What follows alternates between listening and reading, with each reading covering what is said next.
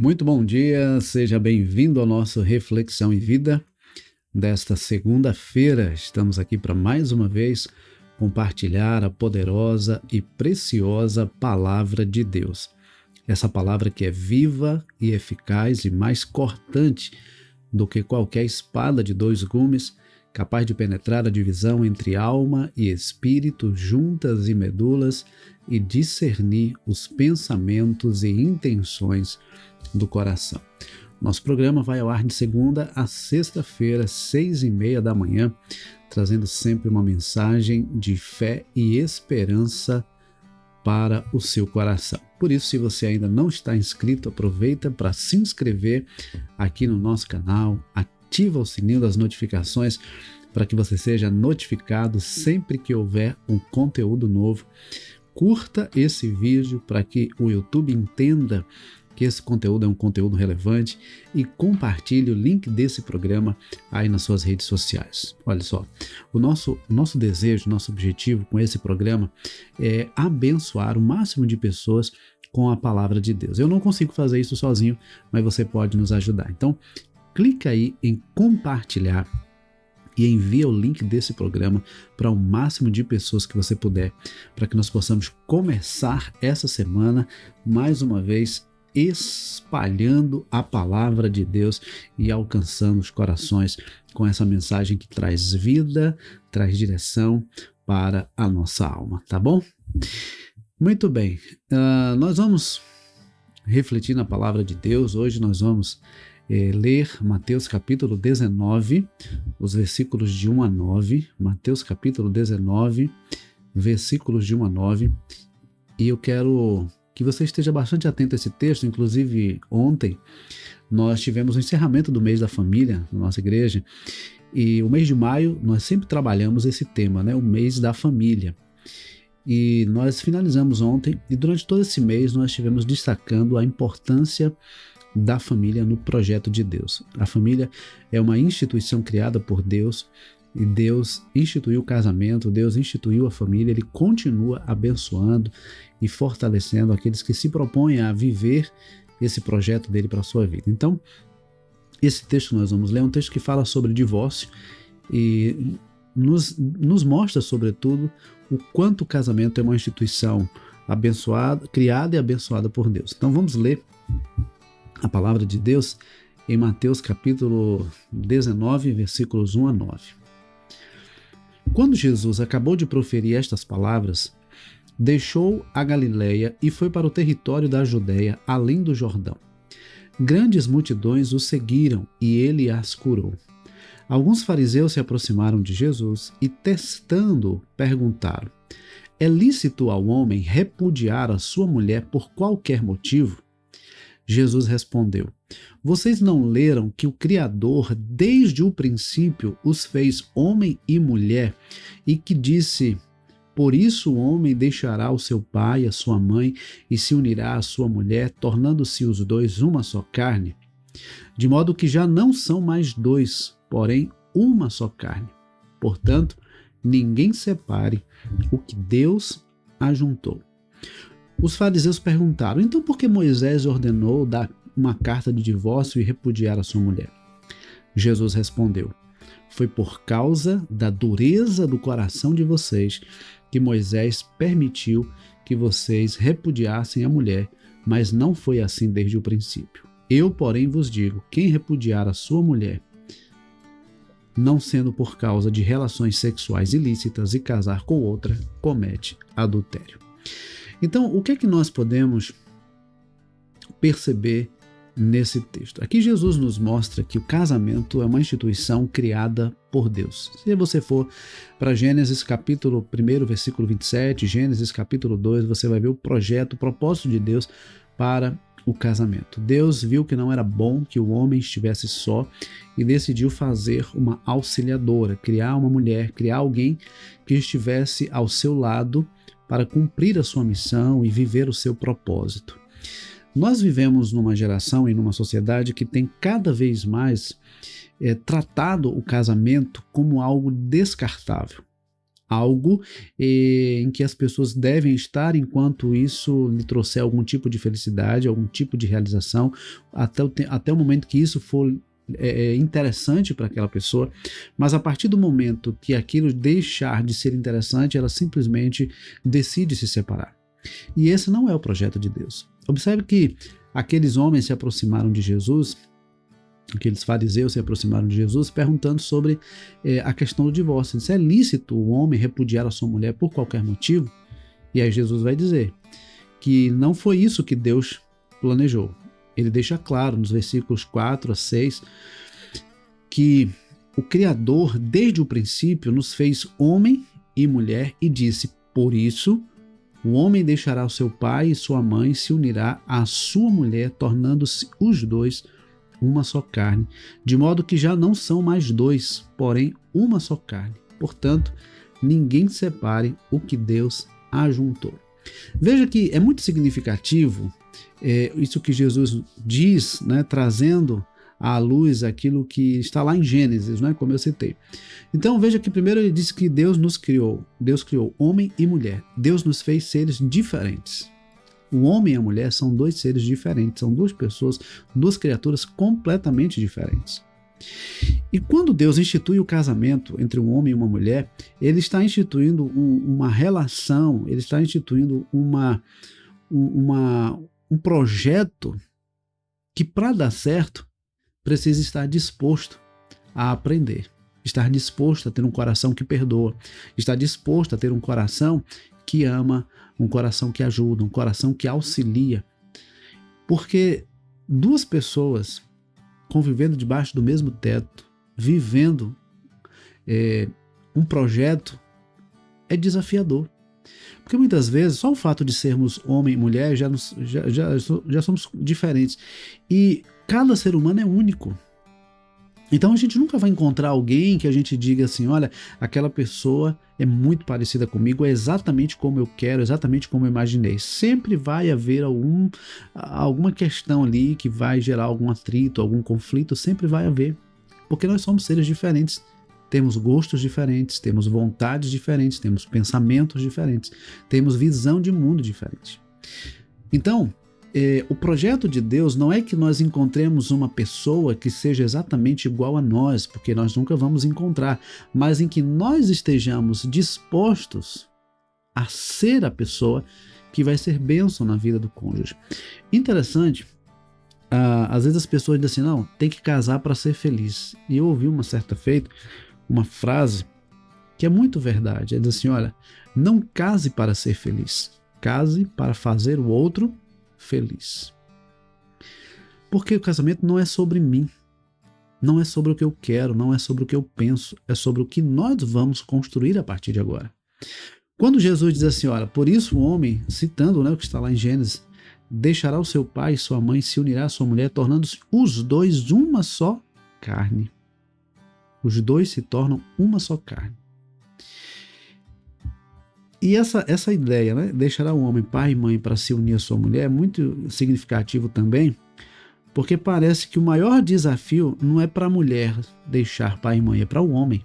Por isso que o texto diz: deixará o homem pai e mãe e se unirá à sua mulher. E esse deixar não é apenas um deixar geográfico, não é apenas sair da casa dos pais, não é apenas mudar de casa.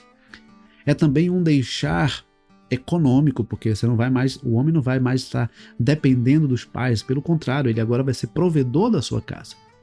E também um deixar afetivo. O homem precisa agora assumir o seu papel de homem da casa, o protetor, o provedor, aquele que vai estar presente na constituição e na construção daquele novo lar. Então, nós precisamos entender que casamento é projeto de Deus e nós precisamos estar dispostos a viver esse projeto de forma que a vontade de Deus se cumpra na nossa vida. E aí a gente vê que, infelizmente, muitos casais acabam não dando certo porque cada um está preocupado apenas consigo mesmo. E nós precisamos estar preocupados, envolvidos no bem-estar do outro. Porque se o outro está bem, eu vou estar bem. Se a minha esposa estiver bem, eu vou estar bem, porque nós somos uma só carne. Quando um está bem, o outro vai estar bem. Quando um não está bem, o outro também não vai estar bem. E aí, Jesus ainda diz no versículo 6, de modo que já não são mais dois. Ele reforça essa ideia do versículo 5. Porém, uma só carne. Portanto, que ninguém separe o que Deus ajuntou. Então, nós não podemos simplesmente abrir mão ou desistir de algo que começamos com a bênção de Deus. Casamento é bênção de Deus. Infelizmente, há pessoas que às vezes escolhem mal ou tomam uma decisão precipitada e depois vêm as consequências. Mas nós precisamos buscar em Deus a direção para que haja a restauração, para que haja um renovo, para que haja um conserto, para que o casamento e aquele ambiente familiar possa ser um ambiente agradável. E aí, inclusive ontem pela manhã, uma das coisas que eu falei na reflexão da igreja é que nós precisamos tomar a iniciativa e fazer aquilo que precisa ser feito para que haja a mudança, para que haja a restauração na nossa casa. Não é esperar que o outro faça, não é esperar que o outro seja, mas é nós mesmos tomarmos a iniciativa de fazer o que precisa ser feito. Nós não podemos ser egoístas, nós não podemos ser orgulhosos, nós precisamos ter a humildade e precisamos ter um coração disposto a aprender, a ajudar, a reconhecer os erros, a pedir perdão, a liberar perdão, porque casamento é sobre isso. É um relacionamento entre duas pessoas diferentes, mas com o mesmo propósito. É aí onde está a questão. Às vezes as pessoas estão buscando alguém que lhes seja igual, mas a ideia é alguém que nos seja idôneo, alguém que seja idôneo, alguém que esteja disposto a nos auxiliar, a caminhar conosco. Podemos ser diferentes, mas temos o mesmo objetivo, temos o mesmo propósito, que é glorificar a Deus, que é fazer Deus conhecido através das nossas vidas, é trazer Deus para a nossa casa, trazer Deus para o nosso casamento, para a nossa família. Bom, aí os fariseus então perguntaram, no versículo 7, então por que Moisés ordenou dar uma carta de divórcio e repudiar a sua mulher? E aí Jesus respondeu, foi por causa da dureza do coração de vocês que Moisés permitiu que vocês repudiassem a mulher, mas não foi assim desde o princípio. Jesus reforça aqui a ideia de que divórcio nunca foi projeto de Deus. Divórcio nunca foi projeto de Deus. Talvez existam pessoas me assistindo agora que já tenham passado pela experiência do divórcio. E Deus é gracioso, é bondoso, é misericordioso, e Ele pode reconstruir a sua vida, Ele pode escrever uma nova história na sua vida. Se você já passou por essa experiência, se já tomou uma decisão, Deus pode reverter, Deus pode mudar, Deus pode reconciliar, Deus pode restabelecer essa aliança, mas Deus pode também escrever um novo tempo, uma nova história na sua vida, porque talvez o que você experimentou ou o tempo que você tomou essa decisão, você o fez sem ainda ter o conhecimento acerca da vontade de Deus. Mas se você hoje está passando por uma crise, passando por um problema, passando por uma dificuldade no seu casamento, eu quero aconselhar você a não desistir, a investir tudo quanto for necessário para a restauração do seu casamento. É claro que você precisa estar disposto a perdoar, disposto a abrir mão, às vezes, das suas vontades, dos seus desejos, abrir mão do orgulho, para que haja a restauração do seu casamento. Então, Jesus ele diz que o divórcio, ele geralmente é fruto da dureza do coração. A dureza do coração de quem não reconhece que errou, de quem não está disposto a mudar, de quem não está disposto a dar uma nova chance, de quem não está disposto a pagar o preço pela restauração, de quem não está disposto a fazer o que precisa ser feito. É a dureza do coração. E o ser humano, por vezes, é levado por essa dureza do coração a tomar decisões e a fazer escolhas das quais irá se arrepender lá na frente. Então eu quero dizer a você nessa manhã, em nome de Jesus, não desista. Tente mais um pouco. Busque a direção de Deus, coloque a sua vida diante do Senhor, coloque o seu casamento, a sua vida, a sua família diante de Deus, porque aquilo que é impossível para você é totalmente possível para Deus. Deus é poderoso para fazer infinitamente mais do que tudo quanto pedimos ou pensamos, conforme o poder dele que opera em nós. Então, a fé é a certeza das coisas que se esperam, é a convicção de fatos que ainda não se veem. Você precisa crer, você precisa buscar o Senhor e você precisa se colocar à disposição do Senhor para que Ele use a sua vida, para que haja a restauração, para que haja o renovo, para que haja um novo tempo, uma nova história na sua casa, no seu casamento e na sua família, tá bom? Então que Deus nos abençoe e que essa palavra fique guardada em nossos corações, que nós possamos investir mais no nosso casamento, que nós possamos viver mais de acordo à vontade de Deus e desfrutar daquilo que Deus tem preparado para cada um de nós, tá bom? Vamos orar? Coloque a sua vida diante do Senhor, aproveita para colocar o seu casamento, a sua vida, a sua família diante do Senhor. Pai, muito obrigado. Obrigado, Senhor, por estarmos aqui iniciando mais uma semana. Obrigado porque nesse final de semana nós fomos ricamente abençoados pela Tua presença, pelo privilégio de estarmos na Tua casa, pela Tua palavra. Muito obrigado, Senhor, pela comunhão com os irmãos, pela nossa família, pela nossa casa. Muito obrigado, ó Deus, por cada pessoa que nessa manhã está também assistindo a este programa, recebendo a Tua palavra. Obrigado, ó Deus, pela oportunidade que o Senhor tem nos dado de reescrever a nossa história, de viver um novo tempo.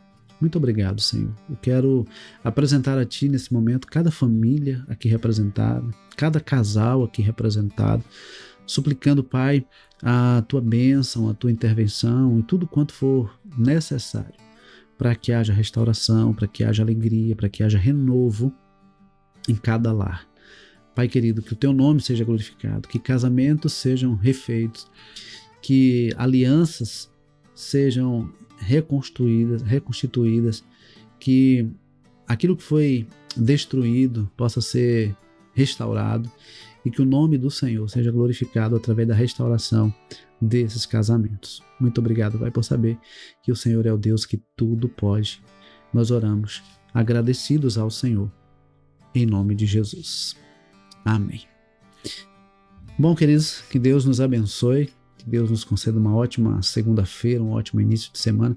Eu queria que você compartilhasse o link desse programa. Se você já compartilhou, compartilhe com mais pessoas, principalmente com casais. E se você ainda não compartilhou, compartilhe, porque eu creio que essa palavra pode abençoar também a vida de outras pessoas, tá bom? Deus abençoe, Deus nos conceda uma ótima segunda-feira. E se o Senhor nos permitir, nós temos um novo encontro marcado amanhã, às 6:30 da manhã. Deus te abençoe e até lá, se Deus quiser.